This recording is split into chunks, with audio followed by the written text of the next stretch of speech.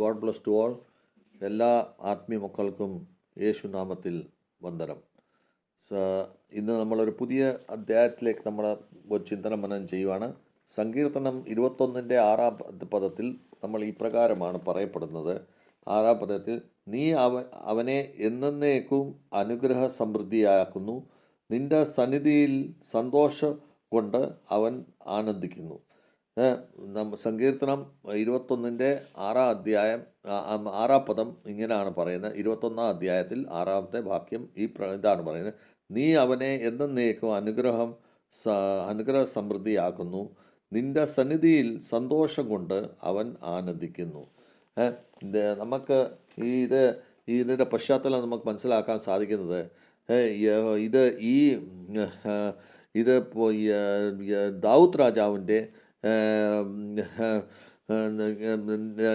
ഒരു രാജകീയമായ ഒരു വചനമാണ് ഇത് എഴുതിയിരിക്കുന്നത് അദ്ദേഹത്തിന് വേണ്ടി. അപ്പോൾ ഇതിൻ്റെ അകത്ത് യുദ്ധത്തിന് മുൻപുള്ള പ്രാർത്ഥനയും നമ്മളുടെ സങ്കീർത്തനം 20 കാണുന്നുണ്ട്. 21-ൽ യുദ്ധത്തിന് കഴിഞ്ഞതിന് ശേഷം ആ ഒരു താങ്ക്സ് ഗിവിങ്ങും അതോടെ തന്നെ അദ്ദേഹത്തിൻ്റെ വാക്കുകൾക്ക് അദ്ദേഹം വിറ്റ്നസ്സായിട്ട് അദ്ദേഹം ഈ കാര്യങ്ങളെല്ലാം നമ്മുടെ മുൻപിൽ അവതരിപ്പിക്കുന്ന ഈ പ്രകാരമാണ്. അതായത് ഏത് സമൃദ്ധിയോടുകൂടി യുദ്ധം ജയിച്ചാലും അത് ദൈവത്തിലേക്ക് സമർപ്പിച്ചുകൊണ്ടാണ് അദ്ദേഹം ജയിച്ചിരുന്നത്. അതുകൊണ്ടാണ് എല്ലാ യുദ്ധങ്ങളും അദ്ദേഹം ജയിച്ചു വന്നത്. ഗോലിയാത്തിനെ തകർത്തു. അത് കഴിഞ്ഞിട്ട് അദ്ദേഹം സ്വന്തം ഭരണത്തിൽ കയറുന്ന സമയത്ത് അദ്ദേഹം ശൗലുമായിട്ടുള്ള പ്രശ്നങ്ങളും ഉണ്ടായി. ആ പരിസ്ഥിതിയിലും അദ്ദേഹം ജയിച്ചു. ഇങ്ങനെ പല സമയങ്ങളിലും അദ്ദേഹത്തിനുണ്ടായ കഷ്ടപ്പാടും പ്രയാസങ്ങളും എല്ലാം അദ്ദേഹം വളരെ വിജയകരമായ രീതിയിൽ യഹോവയെ അദ്ദേഹത്തിനെ യുദ്ധത്തിൽ നിന്ന് ജയിപ്പിക്കുന്നത്. അങ്ങനെ കഷ്ടപ്പാടും പ്രയാസത്തിനും ജയിച്ചു വരുന്ന ഈ ദാവൂദ് രാജാവ് അദ്ദേഹത്തിൻ്റെ വിജയത്തിനെ അദ്ദേഹം യഹോവയിലേക്ക് സമർപ്പിച്ചുകൊണ്ടാണ് അദ്ദേഹം ഇത് ആഘോഷിക്കുന്നത്. അപ്പോഴാണ് ഇത് പറയുന്നത്, നിൻ്റെ മോൻ ആനന്ദത്തിലേക്ക് ആയിത്തീരട്ടെ എന്ന് അവിടെ പറയപ്പെടുന്നത്.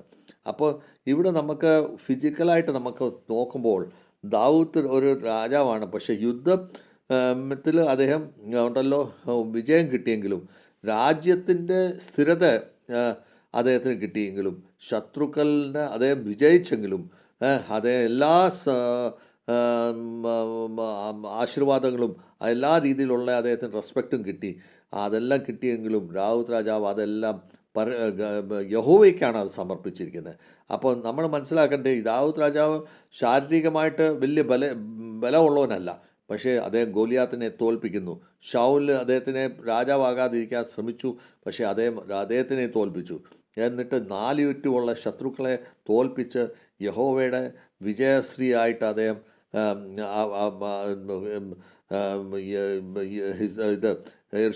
ഇസ്രായേലിൽ അദ്ദേഹം വാഴുന്നു. അപ്പം നമ്മൾ അത് മനസ്സിലാക്കേണ്ടത്, ഇങ്ങനത്തെ ഒരു പ്രത്യക്ഷമായിട്ടൊരു യഹോവയിൽ പൂർണ്ണ ആശ്രയത്തോടു കൂടി ജീവിക്കുന്ന ഒരു വ്യക്തിത്വമാണ് നമുക്ക് രാജാവിനെ കാണാൻ സാധിച്ചത്. അങ്ങനെയുള്ള വ്യക്തികൾക്ക് മാത്രമേ അനുഗ്രഹങ്ങൾ ധാരാളം കിട്ടത്തുള്ളൂ. അപ്പോൾ നമുക്ക് മനസ്സിലാക്കേണ്ടത്, അദ്ദേഹത്തെ എപ്പോഴും സ്ഥിരമായിട്ട് അദ്ദേഹത്തിന് കൃപ കിട്ടുന്ന ഒരു വ്യക്തിയാണ്. അപ്പോൾ സ്ഥിരമായിട്ട് കൃപ കിട്ടുന്ന ഈ അദ്ദേഹത്തിന് അദ്ദേഹത്തിന് ഒരു ആ കൃപ കൊണ്ട് അദ്ദേഹം വിജയിച്ചുകൊണ്ടിരുന്നു. അപ്പോൾ ഇങ്ങനെയുള്ള ഒരു അവസരം നമ്മുടെ ജീവിതത്തിലും ഇത് ആവശ്യമാണ്. നമ്മുടെ ജീവിതത്തിൽ നമുക്ക് എപ്പോഴും നമ്മുടെ ജീവിതത്തിൻ്റെ യുദ്ധത്തിൽ നമുക്ക് വിജയിക്കാൻ വേണ്ടി ദാവൂദ് രാജാവിനെ പോലെ നമ്മൾ അദ്ദേഹത്തിനെ സമർപ്പിച്ചുകൊണ്ട് നമ്മൾ മുൻപോട്ട് പോകുമ്പോൾ നമ്മുടെ എല്ലാ യുദ്ധങ്ങളും നമ്മൾ ജയിച്ച് മുൻപോട്ട് കുതിച്ചു പോകും. അത് അങ്ങനെ ഒരു കാര്യങ്ങളാണ് ഇന്ന് നമുക്കിതിൻ്റെ അത്. അപ്പോൾ നമ്മുടെ പ്രസാദം എപ്പോഴും ഉണ്ടായിരിക്കും. മുഖത്തിൽ ആനന്ദവും സന്തോഷവും എപ്പോഴും ഉണ്ടായിരിക്കും. ഇത് യഹോവയുടെ മുൻപിൽ നിൽക്കുന്ന സമയത്ത് ഒരു കാരണവശാലും ആർക്കും ഒരു ഭയം ഉണ്ടാവില്ല. നേരെ മറിച്ച് യഹോവയെ അദ്ദേഹത്തിൻ്റെ കൂട്ടായ്മയിൽ ചേർത്തുകൊണ്ട് അദ്ദേഹത്തിൻ്റെ മുഖം എപ്പോഴും സന്തോഷവാനാക്കി തീർത്തിരിക്കും. അങ്ങനത്തെ ഒരു ജീവിതമാണ് ദാവൂദ് രാജാവിന് കിട്ടിയ. അത് തന്നെ നമുക്കും കിട്ടട്ടെ എന്ന് പ്രാർത്ഥിക്കാം. നമുക്ക് യഹോവയുടെ സാന്നിധ്യമാണ് എപ്പോഴും അദ്ദേഹത്തിനെ ഈ വളർച്ചയ്ക്ക് കാരണമാക്കിയത്. പരിസ്ഥിതികൾ എന്തായിരുന്നാലും ശരി, പരിസ്ഥിതി മാറിക്കൊണ്ടിരിക്കും. പക്ഷേ ആനന്ദം എപ്പോഴും സ്ഥിരമായിട്ട്, ആത്മീയ ആനന്ദം എപ്പോഴും സ്ഥിരമായിട്ട് കിട്ടുന്ന ഒരു ആനന്ദമാണ്. പരിസ്ഥിതികൾ മാറിയപ്പോൾ ഇപ്പോൾ യഹോവയുടെ സാന്നിധ്യത്തിൽ ആനന്ദത്തിൻ്റെ പരിസ്ഥിതികൾ എപ്പോഴും സ്ഥിരമായിട്ട് കിട്ടും. ആത്മീയപരമായിട്ട് ചിന്തിക്കുമ്പോൾ നമുക്ക് കാണാൻ സാധിക്കും, പല ബൈബിൾ പണ്ഡിതന്മാരും ഇത് ഇതിനെപ്പറ്റി മനസ്സിലാക്കി നമുക്ക് തരുമ്പോൾ ഇതാണ് തരുന്നത്. അതായത് നമ്മൾ സദാകാലത്തേക്ക് നമുക്ക് കൃപ ലഭിച്ചുകൊണ്ടിരിക്കും, നമ്മൾക്ക് പൂർണ്ണ ആനന്ദം നമുക്ക് തന്നുകൊണ്ടിരിക്കും, മരണത്തിൽ നിന്ന് നമ്മളെ വിജയിപ്പിക്കുന്നു, ആ ഇറ്റർണൽ ലൈഫിലേക്ക് ജീവിക്കുന്ന രാജാവാക്കി തീർക്കുന്നു. അപ്പോൾ നമ്മളെ ദാവൂദ് രാജാവ് ഒരു ടെമ്പററി രാജാവാണ്. പക്ഷേ യേശുവോ എപ്പോഴും പെർമനൻ്റ് സ്ഥിരമായിട്ട് നിൽക്കുന്ന ഒരു സ്വർഗരാജ്യത്തിൻ്റെ സ്ഥിരമായ രാജാവാണ്. അങ്ങനത്തെ ഒരു രാജാവിൻ്റെ അടിമയായിട്ടാണ് ദാവൂദ് രാജാവ് എപ്പോഴും ജീവിച്ചത്. അതുകൊണ്ടാണ് അദ്ദേഹത്തിൻ്റെ യേശുക്രിസ്തുവിലേക്ക് അദ്ദേഹം ചേർന്ന് നിന്നുകൊണ്ട് ആനന്ദത്തിൻ്റെയും കൃപയുടെയും സഹഭാഗിതയോടുകൂടി അദ്ദേഹം ജീവിച്ചതും ആ ജീവനിലാണ് ഇന്ന് അദ്ദേഹത്തിന് കിട്ടേണ്ട എല്ലാ അനുഗ്രഹങ്ങളും കിട്ടിയത്. സാത്താൻ പരമായിട്ട് നമ്മൾ ചിന്തിച്ച് നോക്കുമ്പോൾ പലർക്കും ഇങ്ങനെയുള്ള വളർച്ചകൾ വരുമ്പോൾ സാത്താൻ എപ്പോഴും നമ്മളെ ദ്രോഹിക്കാനായിട്ട് ശ്രമിക്കും, നമ്മുടെ വളർച്ചകളെ തകർക്കാൻ നോക്കും, നമ്മളെ പേടിപ്പിക്കാൻ നോക്കും, നമ്മളെ കുറ്റബോധത്തിലേക്ക് കൊണ്ടുവരാൻ നോക്കും, നമുക്ക് ധനനഷ്ടങ്ങൾ പരിസ്ഥിതികൾ നമ്മളെ മാറ്റിത്തരും. അപ്പോൾ അങ്ങനെ വരുമ്പോൾ നമ്മളുണ്ടല്ലോ യേശുക്രിസ്തുവിലേക്ക് അടുക്കാതിരിക്കാതെ നമ്മൾ പിശാചിലേക്ക് അടുക്കുന്ന ഒരു അവസ്ഥയിലേക്ക് വരും. അങ്ങനെ വരാതിരിക്കാൻ വേണ്ടി നമ്മൾ എപ്പോഴും സ്ഥിരമായിട്ട് നമ്മൾ ചിന്തിക്കേണ്ട ഒരു കാര്യമാണ് യേശുക്രിസ്തു ലേക്ക് നമ്മൾ വിശ്വസിച്ച് പൂർണ്ണമായിട്ട് പോകുമ്പോൾ നിശ്ചയമായിട്ടും യേശുക്രിസ്തുവിൻ്റെ ആശിഷ്യങ്ങൾ നമുക്ക്, കൃപകൾ നമുക്ക് എപ്പോഴും കിട്ടും, നിരന്തരമായിട്ട് സ്ഥിരമായിട്ട് നമുക്ക് കിട്ടിക്കൊണ്ടിരിക്കും. അങ്ങനെയുള്ള ഒരു കാര്യം ഒരിക്കലും പിശാചാൽ നമുക്കത് കിട്ടത്തില്ല, സാത്താനാൽ നമുക്കത് കിട്ടുന്നില്ല. സാത്താൻ അയ്യൂബിനെ തകർക്കാൻ ശ്രമിച്ചു, പക്ഷേ ആത്മീയപരമായിട്ട് ഇയ്യോബ് ഉണ്ടല്ലോ, അദ്ദേഹം യഹോവയിലേക്ക് ചേർന്ന് നിന്നു. അതുകൊണ്ട് അദ്ദേഹത്തിന് നശിപ്പിക്കാൻ സാധിച്ചില്ല. അദ്ദേഹം തകർത്തു, പക്ഷേ തകർത്തെങ്കിലും അദ്ദേഹം വീണ്ടും ജീവിച്ച് നല്ല വളർച്ചയോടുകൂടി അദ്ദേഹം വളരാൻ സാധിച്ചു. യേശുക്രിസ്തുവിനെ ക്രൂശിൽ തകർച്ചു, പക്ഷേ ക്രൂശിലും യേശുക്രിസ്തു വിജയിച്ചു. അങ്ങനെ അവിടെ വെച്ച് സാത്താൻ തകർക്കപ്പെടുന്നു. ഇത് നമുക്ക് കാണാൻ സാധിക്കുന്നു. അപ്പം പരിസ്ഥിതികൾ സാത്താൻ എപ്പോഴും മാറ്റിക്കൊണ്ടിരിക്കും. എന്താ നമ്മളുടെ പക്ഷേ യേശുക്രിസ്തുവിനെ നമ്മളിൽ നിന്ന് അകറ്റാൻ അദ്ദേഹത്തിന് സാധിക്കത്തില്ല. അതിനൊരു ഉദാഹരണമായിട്ട് നമുക്ക് നോക്കുമ്പോൾ നമുക്ക് സന്തോഷം എവിടെ നിന്ന് വരുന്നു എന്ന് നോക്കിക്കഴിഞ്ഞാൽ എല്ലാ വ്യക്തികളുടെയും കയ്യിൽ പൈസയുണ്ട്, പോസ്റ്റുണ്ട്, റെസ്പെക്റ്റ് ഉണ്ട്. പക്ഷെങ്കിൽ അദ്ദേഹത്തിന് ജീവിതത്തിൽ സന്തോഷം കിട്ടണമെന്നുണ്ടെങ്കിൽ അദ്ദേഹം ഈ യേശുക്രിസ്തുവിലേക്ക് ഉറച്ച വിശ്വാസം ധരിപ്പിച്ചെങ്കിൽ മാത്രമേ, അല്ലെങ്കിൽ യേശുക്രിസ്തുവായിട്ട് ചേർന്ന് നിന്നെങ്കിൽ മാത്രമേ ആ സന്തോഷം കിട്ടത്തുള്ളൂ. അപ്പം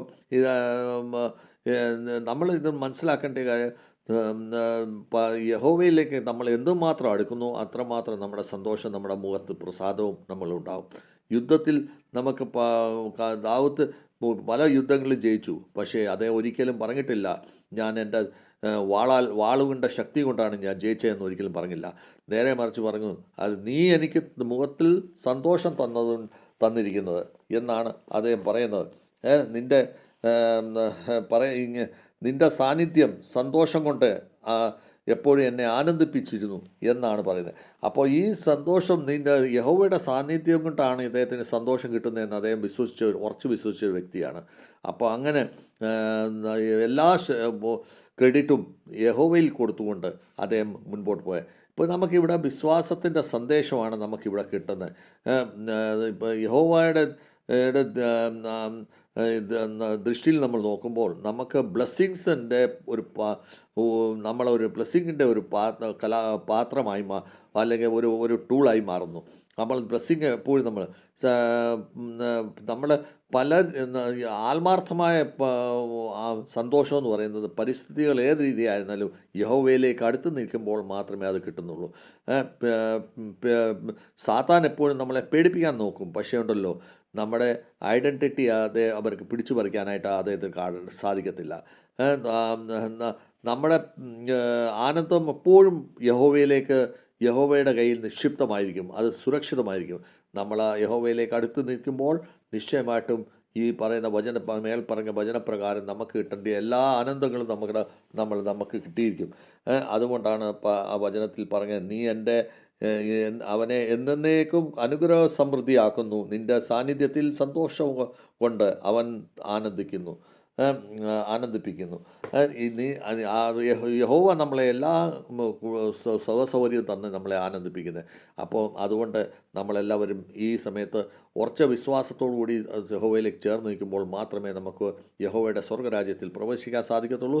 ഈ പറയുന്ന പിശാചിൻ്റെ ശക്തിയാൽ നമ്മൾ അകപ്പെടാട്ട് പരിസ്ഥിതികൾ തന്നെ മാറിത്തിരിച്ച് വരുമ്പോൾ നമ്മുടെ വിശ്വാസത്തിൽ കോട്ടം വരാതെ, നമ്മുടെ ആനന്ദത്തിൽ കോട്ടം വരാതെ നമ്മൾ അതിൽ ഉറച്ച വിശ്വാസത്തോടു കൂടി നിൽക്കുമ്പോൾ നിശ്ചയമായിട്ടും നമുക്ക് കിട്ടേണ്ട ആനന്ദവും സന്തോഷവും നമുക്ക് കിട്ടും. നമ്മുടെ കുടുംബത്തിലായാലും കലീശയിലായാലും എല്ലാം അതിൻ്റെ പ്രയോജനം ഉണ്ടാകത്തുള്ളൂ. ഇത് നമുക്കെല്ലാവർക്കും ഇത് ലഭിക്കട്ടെ എന്ന് പ്രാർത്ഥിച്ചുകൊണ്ട് എൻ്റെ വാക്കുകൾ ചുരുക്കുന്നു. ഇത് അനുഗ്രഹപ്രദമായിരിക്കട്ടെ ഈ വചനം എന്ന് പ്രാർത്ഥിച്ചുകൊണ്ട് എൻ്റെ വാക്കുകൾ ചുരുക്കുന്നു. God bless to all. നമസ്കാരം.